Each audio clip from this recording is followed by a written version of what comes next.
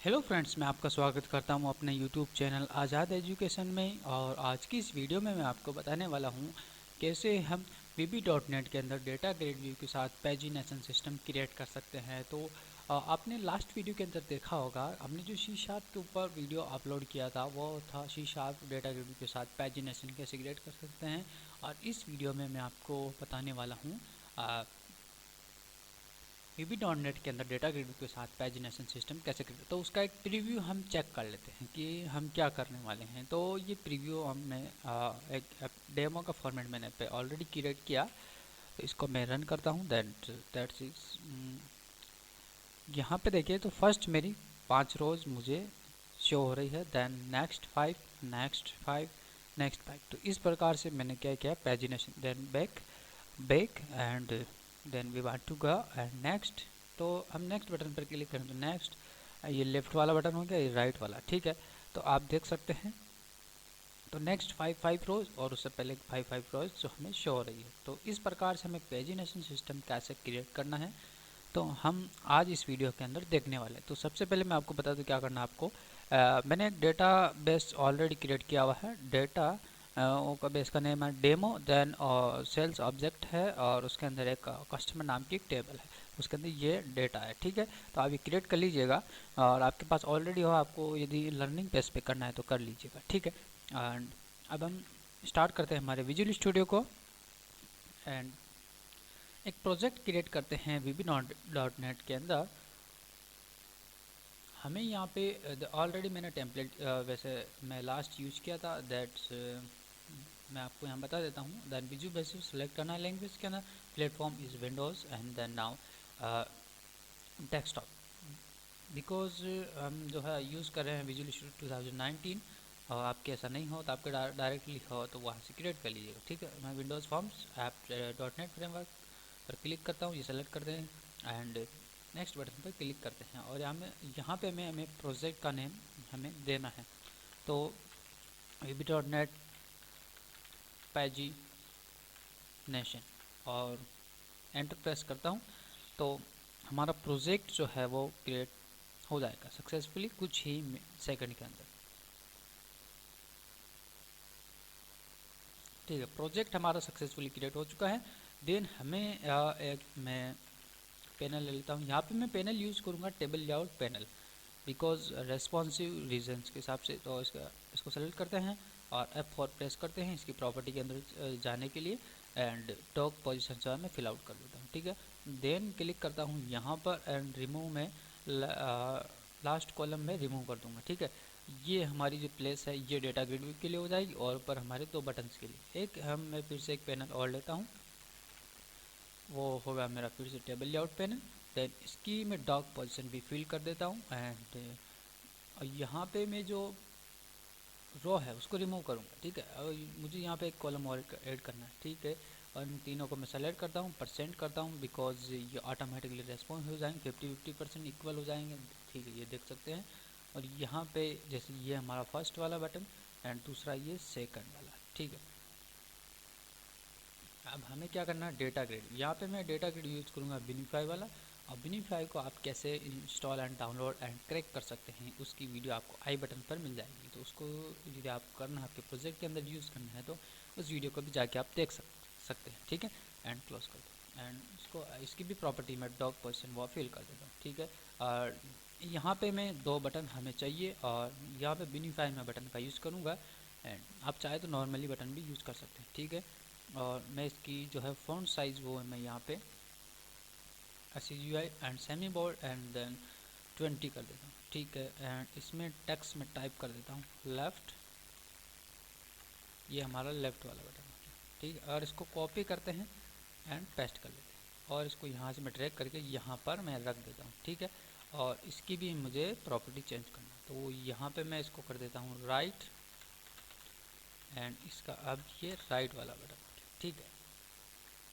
तो इनका जो नेम है वो भी हम चेंज कर दें, ठीक है। तो यहाँ पे मैं लेफ़्ट BTN कर देता हूँ एंड यहाँ पे मैं कर देता हूँ राइट BTN, ओके। ये अब हमारा जो है इंटरफेस का काम कंप्लीट हुआ। अब 7 प्रेस करते हैं, देन प्रोग्रामिंग की ओर चलते हैं।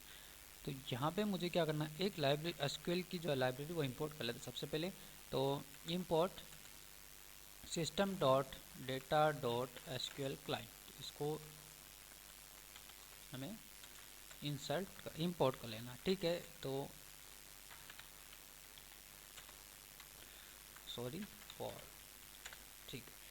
अब यहाँ पे मुझे 3 जो वेरिएबल्स हमें उसकी नीड होगी, तो उसको यहाँ पे मैं इनिशियलाइजेशन कर लेता हूँ। यहाँ पे एक हमें नीड होगी पेज एडाप्टर की, जो कि एसक्यूएल डेटा एडाप्टर होगा, एंड ठीक है। एक हमारा दूसरा होगा डेटा सेट, एंड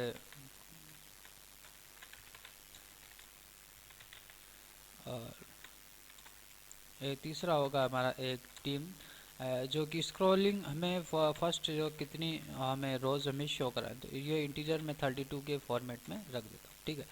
अब हमारा हमें एक इवेंट क्रिएट करना है। फिर से मैं डिज़ाइनर की तरफ चलते हैं, राइट क्लिक करता हूँ और फॉर्म को सिलेक्ट करते हैं, डबल क्लिक कर देता है कि हमारा फॉर्म लोड इवेंट जो क्रिएट हो जाएगा। हमें इसके अंदर जो डेटा वो लोड करना है डेटा ग्रिड के अंदर। तो सबसे पहले हमें एसक्यूएल का कनेक्शन चाहिए, तो एक मैं क्या करता हूँ कि कनेक्शन की स्ट्रिंग को कॉपी, यहाँ पे एक स्ट्रिंग क्रिएट कर लेते हैं और उसको हम पास कर देंगे कनेक्शन को, ठीक है। एंड यहाँ पे हमें कनेक्शन स्ट्रिंग चाहिए, तो कनेक्शन स्ट्रिंग का लानी है। सर्वर एक्सप्लोरर के अंदर चलते हैं, यहाँ पे मैंने ऑलरेडी लोड किया हुआ। आपको कैसे करना है यहाँ पे मैं सिंपली बताता हूँ। कनेक्ट टू डेटाबेस पर क्लिक करते हैं और रिफ्रेश बटन पर क्लिक करते हैं। यहाँ पे हमारा सर्वर का नेम जो है रिलोड होके आ जाएगा, ठीक है। देन आपको ये करना है और आपका डेटाबेस को सेलेक्ट करना है, ठीक है। मैंने डेमो ऑलरेडी किया हुआ, एंड ओके बटन पर क्लिक कर दो, ठीक है। ये हो चुका है। अब इस पर राइट क्लिक करना है एंड प्रॉपर्टी पर चलते हैं एंड कॉपी करते हैं कनेक्शन स्ट्रिंग पर नाउ, एंड पेस्ट कर देते हैं इसके अंदर, ठीक है। अब मुझे क्या करना है, एक ऑब्जेक्ट क्रिएट करना है एसक्यूएल का कनेक्शन स्ट्रिंग एसक्यूएल के लिए। तो dim con as SQL connection, okay, equals to इसका ऑब्जेक्ट क्रिएट करना है, ठीक है। तो यहाँ पे इसको हमें पास करना है कनेक्शन स्ट्रिंग। तो कनेक्शन स्ट्रिंग हमारा कॉन str, ओके, दैट्स इस। एंड कनेक्शन को ओपन करना है, तो हमने कनेक्शन को ओपन कर लिया, ओके। कनेक्शन ओपन करने के बाद हमें क्या करना है, एडाप्टर के साथ हमें एक इसका भी ऑब्जेक्ट क्रिएट करना है। तो पेज एडाप्टर जो हमारा है, इसको new and SQL data adapter. अब ये क्या लेता है, एडाप्टर जो है वो 2 चीज़ें लेता है। एक तो हमारी क्वेरी लेता है, देन हमारा कनेक्शन। तो फर्स्ट यहाँ पे क्वेरी हम टाइप कर देंगे और हमारा कनेक्शन, ठीक है। क्वेरी में दे देता हूँ select multiple data from sales dot customer. Sales क्यों लिखा आपको मैंने बताया था, सेल्स मैंने एक ऑब्जेक्ट क्रिएट किया हुआ मेरा इस डेटाबेस के अंदर। तो यहाँ पे आप देख सकते हैं टेबल्स के अंदर, देखिए सेल्स डॉट सेल्स ऑब्जेक्ट है, सेल्स डॉट कस्टमर। यहाँ पे भी आपने देख, तो यहाँ पे चलते हैं हम एसक्यूएल सर्वर मैनेजमेंट स्टूडियो के अंदर, देखिए सेल्स डॉट कस्टमर, ओके।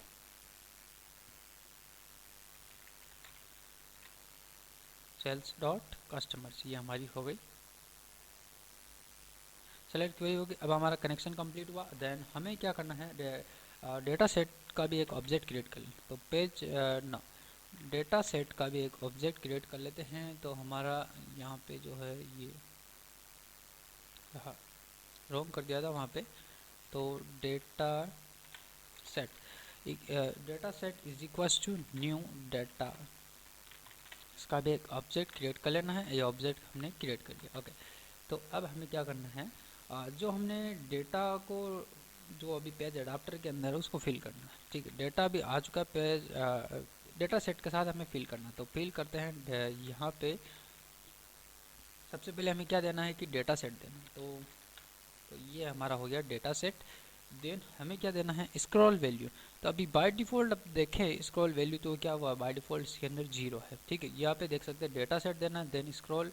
यदि टेबल चाहते हैं तो उसको देना है एज ए इंटीजर के फॉर्मेट में, ओके। मैंने दे दिया स्क्रॉल वैल्यू बाय डिफ़ॉल्ट 0। मैं चाहता हूँ 0 मेरी हो, और कितनी रोज़ हम फर्स्ट में चाहते हैं तो 5। आप चाहते 10 चाहते हैं या 15 चाहते हैं, फर्स्ट में 5 चाहता हूँ। और हमारी टेबल कौन सी है, यहाँ पे हमारी टेबल है कस्टमर्स, ओके। तो ये हमारा एडाप्टर का काम करना। अब हमें क्या करना है, कनेक्शन को क्लोज कर देते हैं, ठीक है।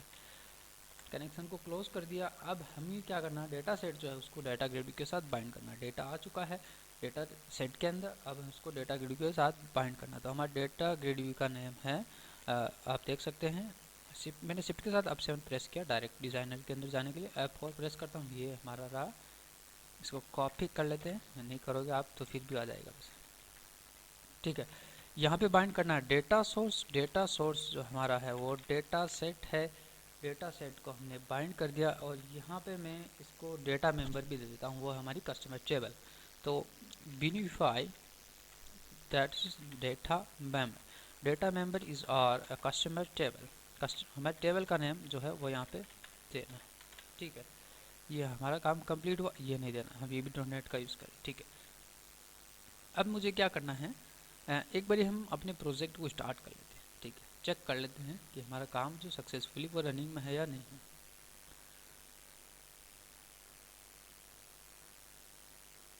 ओके, तो डेटा जो है 5 रोज वो सक्सेसफुली आ चुकी है हमारे डेटा क्यू के अंदर। एंड मैं राइट बटन पर भी क्लिक, अभी कुछ भी नहीं हो रहा। ठीक है, अब मैं चलता हूँ एंड इन दोनों बटन को सेलेक्ट करता हूँ और किसी एक बटन पर डबल क्लिक करता हूँ। दोनों के लिए मेरा जो है इवेंट वो क्लिक इवेंट वो जनरेट हो जाएगा। तो लेफ्ट बटन पे हम सबसे पहले काम कर लेते हैं। तो यहाँ पे मैं देता हूँ कि लेफ्ट बटन पर यदि यूज़र क्लिक करता है तो स्क्रॉल के अंदर अभी वैल्यू क्या है आप जानते हैं, 0 है। यानी कि G=, यदि उसके अंदर 0 है एंड उसमें यदि उसके अंदर कोई वैल्यू है, लेफ्ट में क्लिक कर रहे हैं तो अब यहाँ पे करते हैं, इसके अंदर हमने क्या कर दिया, माइनस कर दिया।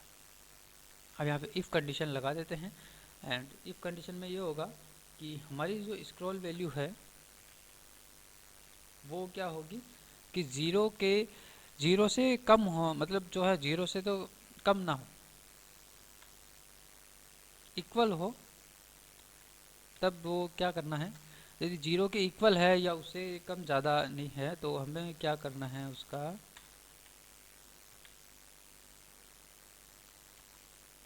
ये हटाना पड़ेगा। VB.NET का यूज़ कर रहे हैं एंड इफ। ठीक है, अब मुझे क्या करना है, यदि 0 से यदि कम में है, देखिए -5 जा रहा है तो मुझे क्या करना है, उसका स्क्रॉल वैल्यू बाय डिफॉल्ट मुझे इंटर करना 0, ताकि माइनस में हमारी जो है वैल्यू वो ना जाए। ठीक है, एंड फिर एंड इफ कर लिया, फिर हमें डेटा सेट को हम क्लियर कर देते हैं। तो हमारा डेटा सेट जो है, फिर यदि हम लास्ट में आ चुके हैं फिर से, तो हमारा डेटा सेट जो है वो क्लियर हो जाएगा। देन हमें क्या करना, फिर से हमें क्या करना है, डेटा सेट क्लियर करने के बाद फिर से हमें एडाप्टर जो उसको फिर से फिल आउट करना है। तो पेज एडाप्टर, तो हमारा क्या है पेज एडाप्टर, उसको क्या करना, फिर से फिल करना है। तो फिर से फिल करने के लिए चलते हैं, फिर हमें पास करना फिर से डेटा सेट पास करने के बाद हमें पास करनी स्क्रॉल वैल्यू, और लास्ट हम चाहते हैं, अभी हम एकदम मतलब वो कहते हैं ना कि लास्ट में आ चुके हैं 5। देन फिर से मैं पास करता हूँ अपनी टेबल कस्टमर्स। ओके, तो हमारा लेफ्ट वाला बटन का काम कंप्लीट हुआ। अब काम करते हैं राइट वाले के लिए। अब यहाँ पे क्या होगा कि स्क्रॉल वैल्यू जो है वो यहाँ पे प्लस में जाएगी। उसके अंदर ऑलरेडी कोई वैल्यू हो तो +5 में इंक्रीमेंट करना चाहते, आप चाहते हैं +10 तो यहाँ पे आप 10 कर लीजिए एंड यहाँ पे भी आप 10 कर लीजिए। तो 10 वैल्यू से इंक्रीमेंट होती जाएगी। ठीक है, एंड अब मुझे क्या करना है कि इफ़ कंडीशन लगा लेते हैं यहाँ पर। इफ़ मैं कहता हूँ कि स्क्रॉल वैल्यू जो है वो ज़्यादा पेजेस ना क्रिएट करे। ठीक है, ज़्यादा पेजेस मतलब 50 से ज़्यादा पेजेस ना हो, तो उसमें क्या करें, स्क्रॉल ज़्यादा है तो उसमें वैल्यू जो है 20 कर देते हैं। ठीक है, एंड फिर से हमें डेटा सेट को क्लियर करना है, इसको मैं कॉपी कर लेता हूँ। ठीक है, एंड यहाँ पे पेस्ट कर देते हैं। अब यहाँ पे क्या होगा, स्क्रॉल वैल्यू पहले से मान लीजिए 5 हो गई, +5, तो स्क्रॉल वैल्यू अब क्या करनी है 5 से लेकर नेक्स्ट 5, फिर नेक्स्ट 5, इस प्रकार से। तो स्टार्ट करते हैं हमारे प्रोजेक्ट को। अब मैं क्लिक करता हूँ राइट बटन पर, तो देखिए नेक्स्ट 5 आ चुकी है, फिर नेक्स्ट 5, तो उसमें क्या कर रहा है +5 ऐड कर रहे हैं। अभी इसको चेंज करते हैं, मैं चाहता हूँ फर्स्ट में 10, देन +10 करें एंड यहाँ पे 10 और 7। यदि पहले से ऑलरेडी उसमें स्क्रॉल वैल्यू मान लीजिए 20 है तो फिर ये 10 करता हुआ आएगा, इसलिए हमने यहाँ पे इस प्रकार से लेफ्ट में किया था। मान लीजिए अभी स्क्रॉल वैल्यू के अंदर वैल्यू कितनी है, 10 है। ठीक है, और नेक्स्ट मैं राइट बटन पर क्लिक करता हूँ, नेक्स्ट 5 क्यों है, राइट पे हमने चेंज नहीं किया। ओके, ये रहा 5 या इसलिए, देन यहाँ पे भी चेंज कर देते हैं। ठीक है, और सेव करते हैं और फिर से स्टार्ट करते हैं प्रोजेक्ट को। और चेक करते हैं। यहाँ पे मैं क्लिक करता हूँ नेक्स्ट 10, तो नेक्स्ट 10 आ चुकी। अभी स्क्रॉल वैल्यू के अंदर आप देखें सब कुछ काम स्क्रॉल वैल्यू का हो रहा है, तो स्क्रॉल वैल्यू के अंदर अभी कितना है 20 है। अब मैं चाहता हूँ कि फिर से मैं बैक जाऊँ, तो उसमें कितना कर दे, उसमें 10 माइनस कर दे, तो 10 माइनस हो गया। एंड अभी कितना है उसके अंदर 30, तो फिर 10 माइनस करें मतलब 20 में आ गया।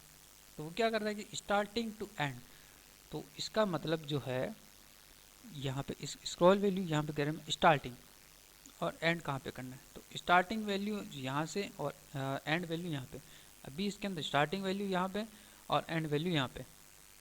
इस प्रकार से हम जब डेटा ग्रुप के साथ हम पेजिनेशन क्रिएट कर सकते हैं लेफ्ट और राइट। और यदि आपको ट्यूटोरियल अच्छा लगा हो तो मुझे कमेंट करना ना भूलें, और मेरे यूट्यूब चैनल सब्सक्राइब कीजिए, शेयर कीजिए, और थैंक्स फॉर वॉचिंग।